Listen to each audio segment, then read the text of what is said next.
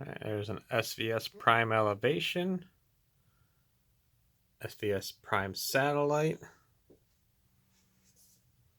and then I had the front stage with 3 Svs Prime satellites. I took the cover off the center so you can take a look at it.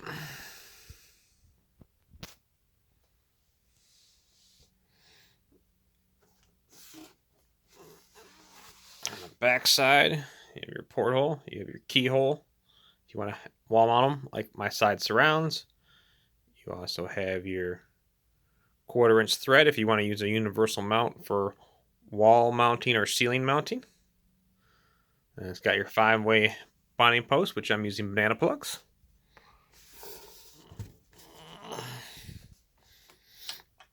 On the bottom, you can either place it down or you can opt to add the little feet.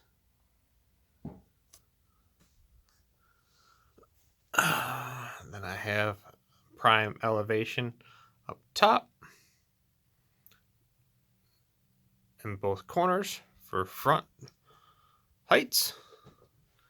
And then I have my rear other Svs elevation and my other Prime satellite wall mounted. So it's been a few months since the last video, since I got this 5.1 setup. I've been running it as a 5.1 setup. I've also tested it out as a 2.1 setup, featuring this SB1000.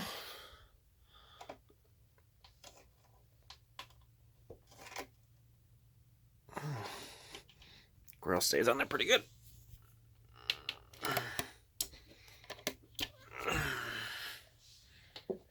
There you go.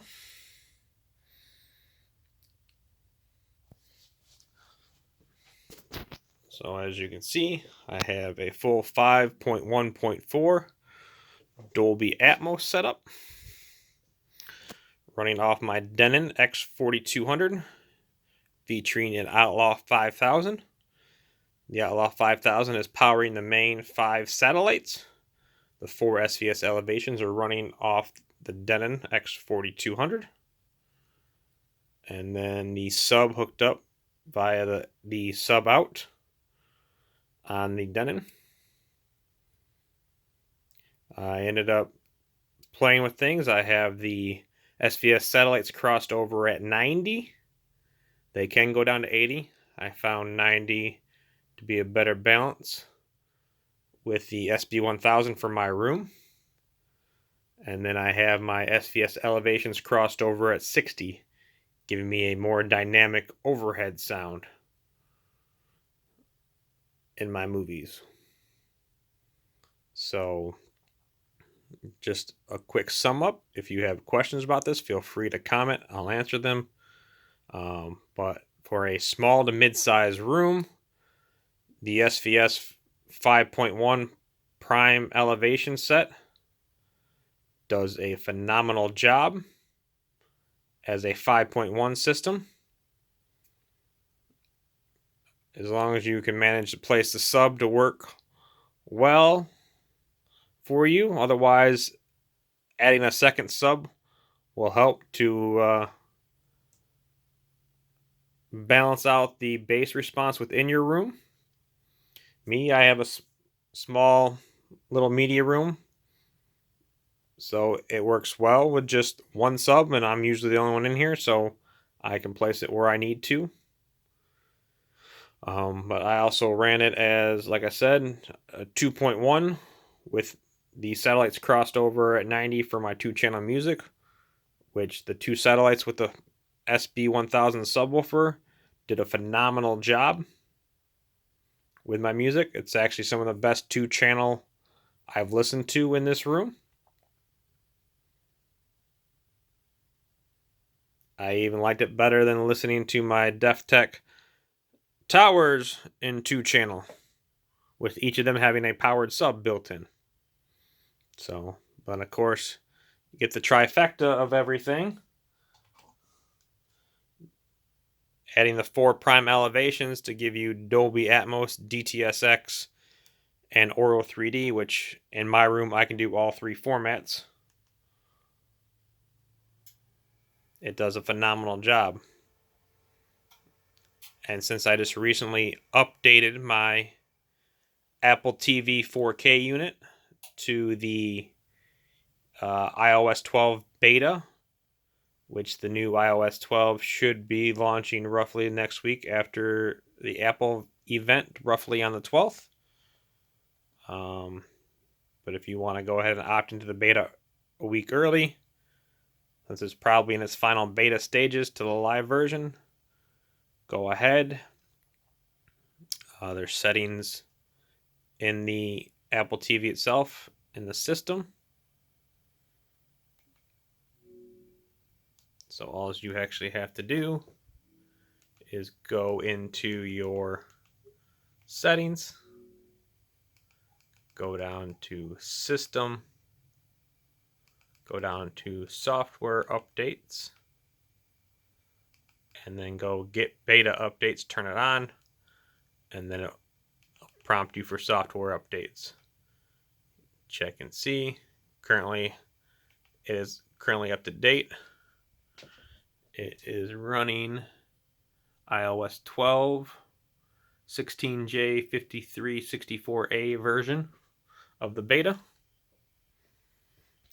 But the nice thing with this beta is for your audio, it now features Dolby Atmos. So it will automatically pick the best available audio format out, or it'll pick Dolby Atmos if it's available for the content. The nice thing for you guys that like to stream your content, they've upgraded all your movies to 4K and Dolby Atmos that are available. Unlike Voodoo, you have to have 4K content to stream Dolby Atmos.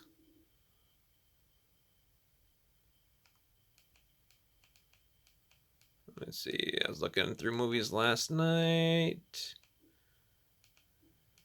Where'd it go?